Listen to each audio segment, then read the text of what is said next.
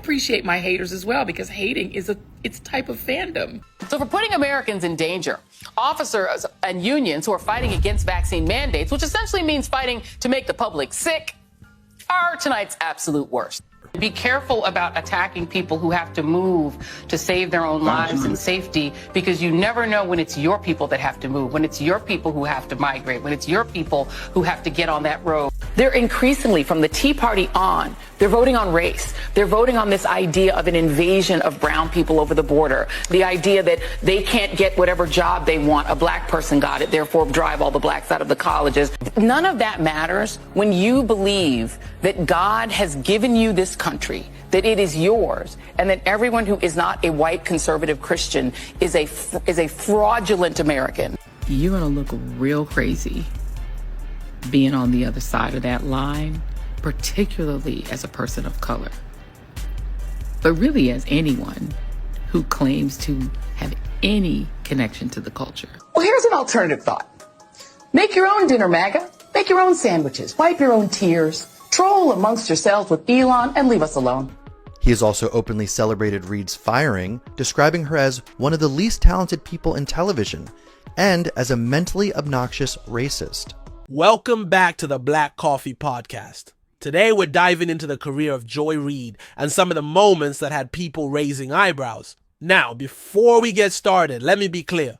This isn't about celebrating someone's downfall. It's about looking critically at the words and actions of public figures, especially when those words touch on issues of race, identity, and politics. Joy Reid has been a prominent voice on MSNBC for over a decade. From her weekend show AM Joy to her primetime slot, she's been a go-to commentator for a lot of folks on the left. But it hasn't always been smooth sailing. Reid has faced a number of controversies over the years, and that's what we're going to focus on today. Let's get into some of the moments that have defined Reid's tenure at MSNBC, for better or worse. I'm calling it the 7 Cringiest Moments compilation controversial blog posts. Back in 2017, old posts from Reid's blog, The Reid Report, resurfaced, featuring some opinions on gay marriage and men kissing that were, let's just say, not well received. At first, she claimed she'd been hacked, but eventually apologized.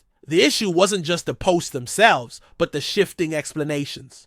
COVID vaccine comments. In 2020, Reid took aim at police officers who were declining to get the COVID-19 vaccine, accusing them of fighting to make the public sick. While it's reasonable to advocate for public health, singling out and mocking individuals can come across as insensitive. Hurricane Ian and immigration. When Hurricane Ian hit Florida, Reid drew a comparison between Floridians fleeing the storm and illegal immigrants crossing the U.S. border. This comparison was seen by many as tone deaf. Racial animus accusations. In 2024, Reid claimed that Republicans were voting based on racial animus, driven by the idea of a brown people invasion. It's a serious accusation to say that an entire group of voters is motivated by racism. White Christians and Trump. Leading up to Trump's second term, Reid said that white Christians who supported him believed that the country belonged to them, and that non-white, non-conservative Christians were fraudulent Americans.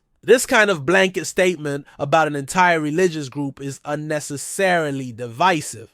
Kamala Harris and black voters. Reid suggested on TikTok that black people would look real crazy for not voting for Kamala Harris. Implying that an entire group should vote a certain way based on their race isn't a great look.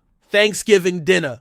Debate. Reid suggested that Harris voters should avoid Thanksgiving dinner with their Trump-supporting relatives, while everyone has a right to choose who they spend their holidays with. Telling people to ostracize family members based on their political views isn't good advice. Here's where things get tricky. Reid has often positioned herself as a champion of marginalized groups and a voice against intolerance. So, when she makes statements that some perceive as insensitive, divisive, or even prejudiced, it raises questions. Is it a double standard? Is it fair to hold her to a higher standard because of her platform and her politics? These are the questions we need to consider. It's also worth pointing out that Reid isn't the only public figure who has faced scrutiny for past statements. The internet never forgets, and we're all capable of evolving and learning from our mistakes.